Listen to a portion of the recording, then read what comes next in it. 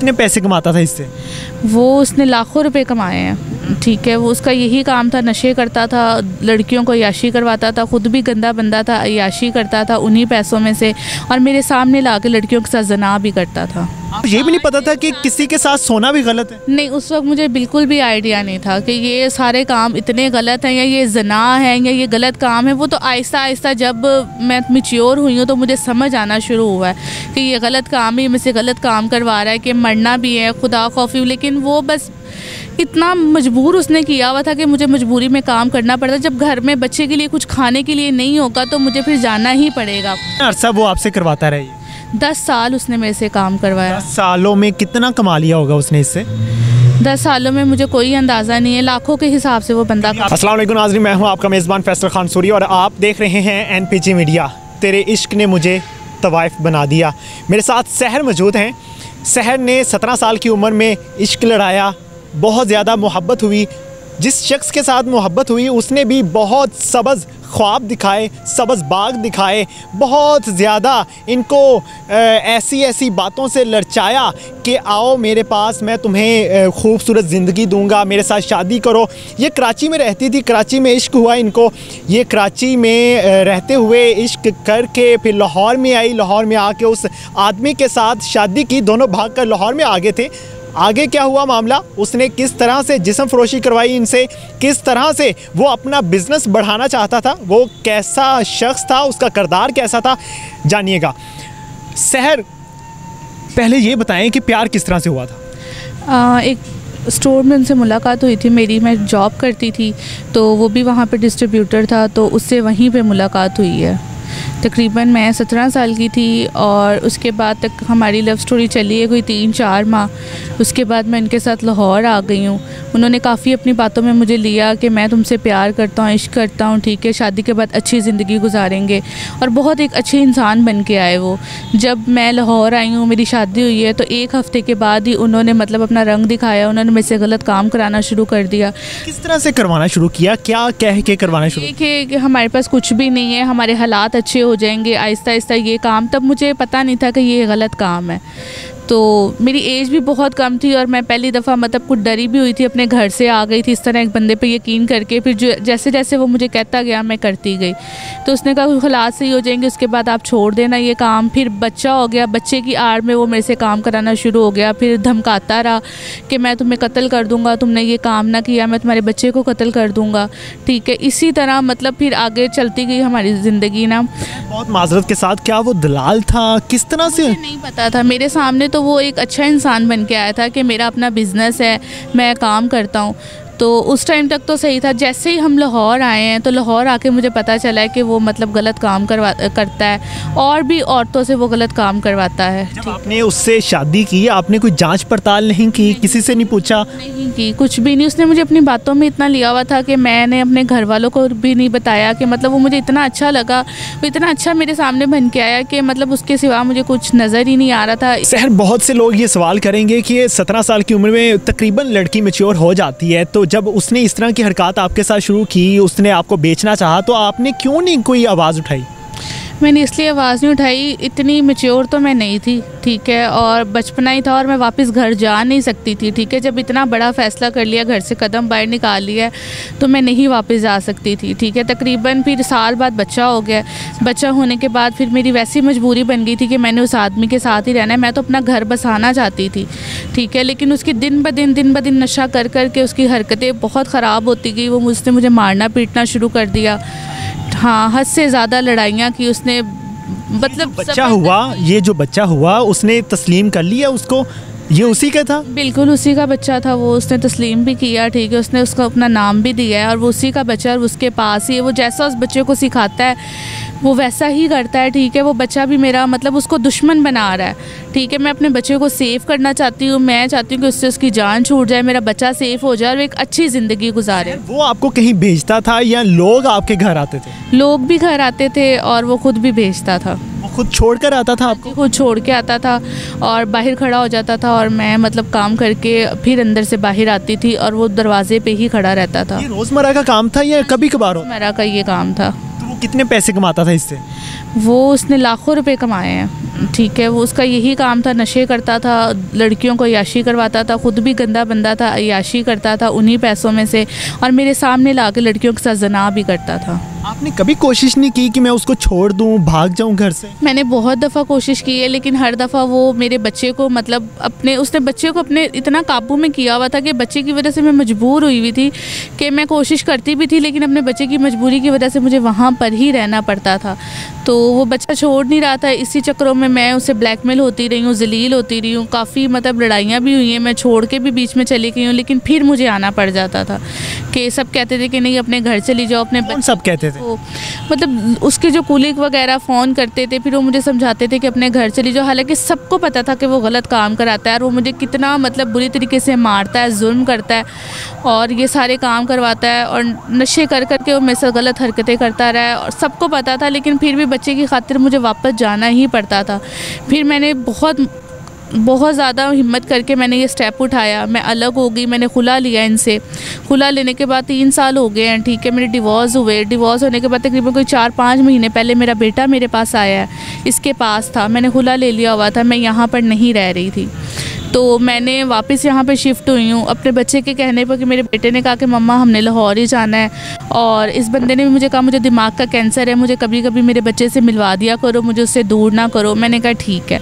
तो इस आड़ में ये बंदा मेरे घर आना शुरू हो गया। घर आने के बाद इस बंदे ने नज़र में रखा है कि हर चीज़ जो मैंने बनाई थी जॉब कर के, ठीक है, वो जो सारे का सारा मेरा जेवर सामान घर का हर चीज़ और मेरा बच्चा ये लेके फ़रार हो गया। तकरीबन इस बात को 10 दिन हो गए हैं, मैंने थाने में भी कंप्लेन करवाई है और वो मुझे कहते हैं कि आप खुद गलत हैं, ठीक है, वो बंदा सही है, आप उसके पास लेने के आइए। वो मेरे पास रहने के लिए मतलब बच्चे की आड़ में मिलने के लिए आया, तो ज़बरदस्ती कब्ज़ा करके वो मेरे घर पे बैठ गया, उसने ये सारी हरकतें की हैं, ठीक है। तो अब बराए मेहरबानी मेरा बच्चा मुझे दिलवाया जाए, मेरा सामान मुझे दिलवाया जाए, क्योंकि मेरे पास कुछ नहीं है, मैं दर बदर हुई हूँ, मैं लोगों के घरों में रह रही हूँ, अपना गुजारा कर रही हूँ, मेरे पास ना कोई कपड़े ना कोई कुछ, कोई चीज़ नहीं है मेरी। उसने शादी के 5 दिन बाद ये सब कुछ करना शुरू कर दिया। आप छोड़ के थाने भी जा सकती थी, किसी से मदद भी ले सकती ना, उस वक्त नहीं मुझे पता था। मैं बता रही हूँ आपको कि तकरीबन कोई, आपको ये भी नहीं पता था कि किसी के साथ सोना भी गलत है? नहीं, उस वक्त मुझे बिल्कुल भी आइडिया नहीं था कि ये सारे काम इतने गलत हैं या ये ज़ना है या ये गलत काम है। वो तो आहिस्ता आहिस्ता जब मैं मैच्योर हुई हूँ तो मुझे समझ आना शुरू हुआ है कि ये गलत काम है, मुझसे गलत काम करवा रहा है, कि मरना भी है, खुदा खौफी। लेकिन वो बस इतना मजबूर उसने किया हुआ था कि मुझे मजबूरी में काम करना पड़ता। जब घर में बच्चे के लिए कुछ खाने के लिए नहीं होगा तो मुझे फिर जाना ही पड़ेगा। तो ये सारे सिलसिले वहाँ पे चलते रहे। और कितना अरसा वो आपसे करवाता रहे? 10 साल उसने मेरे से काम करवाया। 10 सालों में कितना कमा लिया होगा उसने इससे? 10 सालों में मुझे कोई अंदाज़ा नहीं है, लाखों के हिसाब से वो बंदा। आपने उससे सवाल किया था कि आप मुझे बीवी बनाकर लाए हो या तवाइफ? किया है बहुत दफ़ा, तकरीबन हमेशा ही लड़ाई होती रहती थी, लेकिन फिर भी उसके बावजूद भी मुझे जाना पड़ता था, क्योंकि मेरा बच्चा उसने अपने हाथों में किया हुआ था। उसको कत्ल करने की धमकियाँ लगाता था, मुझे लगाता था, ये कहता था मैं तुम्हारे घर पर बता दूँगा कि तुम इस तरह का काम करती हो। तो मैं अपनी इज्जत डर की वजह से मैंने बस करती गई हूँ, उसकी बातों में आई हुई थी ये काम करती गई। तकरीबन कोई 3 साल पहले मैंने बड़ी हिम्मत करके उससे जान छुड़ाई है और अब फिर मैं इस मसले में फंस गई हूँ। आपको अपने बच्चे की जान की हिफाजत ज़रूरी थी या अपने जिस्म की? आपने अपने जिस्म को क्यों नहीं बचाया? बच्चा तो शायद दोबारा आ जाता, कहीं दोबारा शादी कर लेती आप, छोड़ देती आप। लेकिन बच्चे की खातिर मैं बस नहीं, मेरे लिए भूलना बहुत मुश्किल था। ये बहुत मुश्किल काम है, अपने बच्चे को छोड़ के इस तरह जाना और ये करना, बहुत हिम्मत चाहिए इन कामों के लिए। मैं हिम्मत करके गायब भी हुई हूँ, मैं अपने घर भी चली गई हूँ, लेकिन वहाँ पर भी आके इसने बहुत ज़्यादा तंग किया है, उनको भी धमकियाँ लगाई हैं, सारा कुछ। मतलब मैं जिधर भी रहने के लिए अपने बहन भाई के यहाँ जाती हूँ तो उनको ये बंदा तंग करना शुरू कर देता है कि आप इसको अपने घर से निकालो। हर कोई अपनी इज्जत से डरता है। सर, बहुत से लोग आपके पास आते होंगे, कभी किसी के साथ शेयर करने की कोशिश नहीं की कि मेरा शौहर मुझ पर जुल्म करता है? बिल्कुल मैंने शेयर करने की कोशिश की है, लेकिन हर दफ़ा यही होता था कि हमेशा हर कोई उसी की फेवर करता था। वो क्या थी फेवर करने? ये थी कि वो उन लोगों को खर्चे देना शुरू कर देता था, उनको पैसे देता था, अपने पास बिठाता था, खिलाता पिलाता था, इसी फेवर में हर कोई उसकी हेल्प करता था। सबको तो पता था मैं कराची से आई हुई और यहाँ पे मेरी कोई फैमिली वगैरह नहीं है, कुछ भी नहीं, ये बात सबको पता थी। तो इसी तरह मतलब वो लोग भी मुझे इस्तेमाल करते रहे उस बंदे के कहने पे, और वो भी, क्योंकि हर कोई तो उसके इसी फील्ड से है ना। इसी फील्ड से उसका ताल्लुक़ है, ठीक है। तो हर कोई उसी का यही काम सारे करते थे और उन लोगों को आगे करके वो यही काम करवाता होता था। गैर मर्द के पास आप कितनी देर के लिए जाती थी और कितने पैसे वो देते थे? पूरी रात के लिए जाती थी मैं, कोई 10,000 भी देता था, मुख्तलिफ पैसे, 5,000, इस तरह पैसे लोग देते होते थे उस बंदे को। आपने कब बताया अपने घर वालों को कि मैंने शादी कर ली है भाग? तकरीबन शादी के 1 साल बाद। 1 साल बाद उनसे ये नहीं शेयर किया कि मेरा खावंद मुझसे ये काम करवाना है? नहीं। वजह क्या थी? वजह मैं बता ही नहीं सकती थी कि मैं ये काम करती हूँ। मैं डर गई कि वो भी ना मुझे मतलब तब बता देती तो हो सकता था कि आपके माँ बाप आपको बचा लेते। बिल्कुल बचा लेते, लेकिन बस मैं शादी के 1 साल के बाद ही तो बच्चा हो गया, तो मैं बच्चे की आड़ में मैं फिर अपना घर नहीं ख़राब करना चाहती थी। मैं कहती थी ये बंदा शायद सुधर जाएगा, आज सुधरेगा, कल सुधरेगा। उसी चक्करों में इतना टाइम गुजर गया और वो बंदा तो नहीं सुधरा, उल्टा बस वो अजीब किस्म का इंसान हो। इस चीज़ पे मुतमिन है कि बच्चा उसी का है? हाँ जी, बिल्कुल उसी का बच्चा। हाँ जी। अभी आप समझती हैं कि इसमें कसूर आपका भी है? आपने गलती की, बहुत लेट किया खड़े होते? गलती मैंने की कि मैं उसकी बातों में आके इधर आ गई। खैर अब तो इतना टाइम गुजर गया है, लेकिन मेरी बस यही अपील है कि मुझे मेरा बच्चा उससे दिलवाया। वो शख्स है कहाँ पे? मुझे नहीं पता वो कहाँ पे है। पुलिस ने क्या कार्रवाई की? आपने एप्लीकेशन दी है थाने में? मैंने एप्लीकेशन दी है, पुलिस ने कोई कार्रवाई नहीं की है, ठीक है। उसको बुलाया भी है, वहाँ पे मेरी हाथापाई हुई है, मैंने 15 पे फ़ोन भी किया है, तो पुलिस ने कोई एक्शन नहीं लिया, कुछ भी नहीं, उसको छोड़ दिया। उसने अलग अलग जगह से थानों में फ़ोन करवाए हैं, क्योंकि उसका तो यही काम है। अच्छा। ठीक है, तो वो उसने थाने में भी फ़ोन करवाए हैं, मुझे नहीं पता किस किस से करवाए हैं, और वो सारे पुलिस वाले उसी की हेल्प कर रहे हैं। जानती हैं आपके किस किस स्पॉट है उसके पीछे? उसके पीछे कोई है, कोई लोग हैं, मैं किसी को नहीं जानती, क्योंकि एक बंदे से मेरा ताल्लुक़ तो ख़त्म हुए 3 साल हो गए। उसका नाम क्या है आपके शोहर का? उनका नाम शाहिद है, वैसे उसको शहरी कहते हैं। आपने किस थाने में एप्लीकेशन दी? मैंने वापडा टाउन थाने में दी है एप्लीकेशन। कितना अर्सा हो चुका है एप्लीकेशन दिए? तकरीबन कोई 10 दिन हो गए हैं।